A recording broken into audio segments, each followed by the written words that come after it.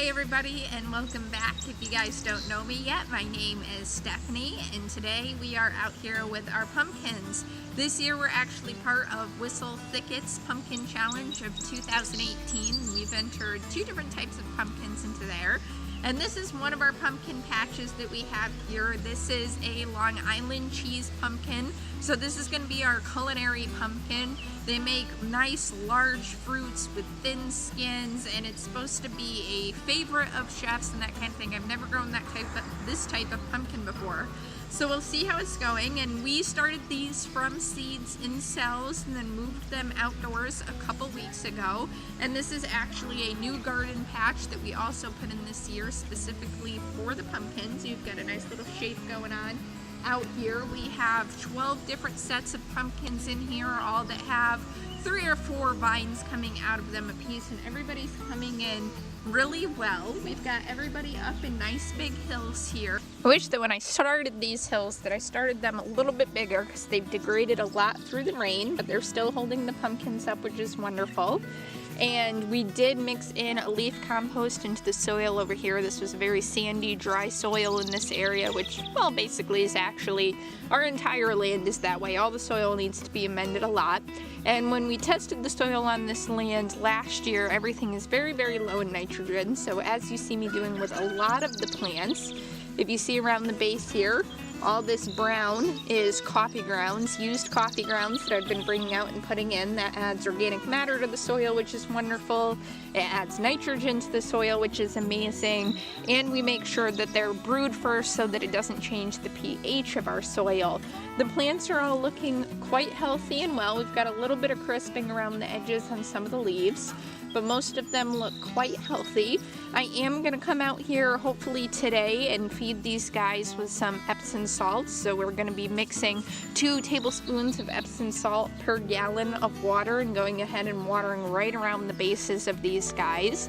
Which Epsom salts, this is my first year using them, but that I've been researching. It does wonderful things for the soil. It works along with the nitrogen, giving you greener leaves and making it so that the leaves can actually photosynthesize better. It also allows the plants to utilize the sulfur that's in the soil and the phosphorus that's in the soil at much higher rates. So hopefully it should overall do well from the plants, and I've read a lot about people saying how it gives them bigger fruits, better blooms, all that good stuff.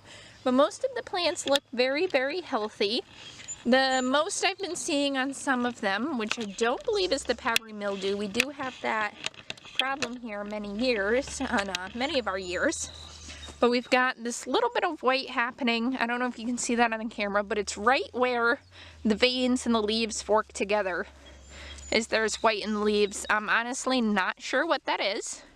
Not sure if it's a nutrient deficiency or a fungus or what, but it doesn't wipe off. And usually with the powdery mildew is more spotted and goes over the whole leaves, and it wipes off very easily when you touch it with your hands. So I'm not sure what this is. We have it on a few of the plants. We need to do a little bit more weeding over here, but otherwise everybody's doing really well and coming in. And now I'm going to run you over and show you our other kind of pumpkin that we're growing this year. So this is our second type of pumpkin. These are cornfield pumpkins. We have 2 plants. Well, 2 pots actually. There's 3 to 4 vines in each pot. And these are a nice jack-o'-lantern pumpkin, decorative, that kind of thing. This is my first year. I'm attempting to grow them in pots. These plants were also started from seed in cells here at home. And we started them about a week and a half earlier than the other plants, but you can see the difference in the soil. This is grown in a bought soil that's an organic soil, very high in compost, so much healthier soil than what we're trying to amend in the yard. And you can see the size difference in the plants even just over a week and a half. We have the second one back here. These guys do need some water.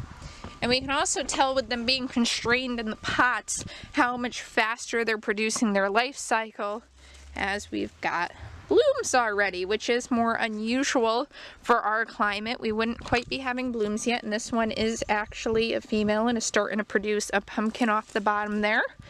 We have another one trying to produce a pumpkin right over here, which is wonderful. These guys were open this morning. It's a bit cloudy now.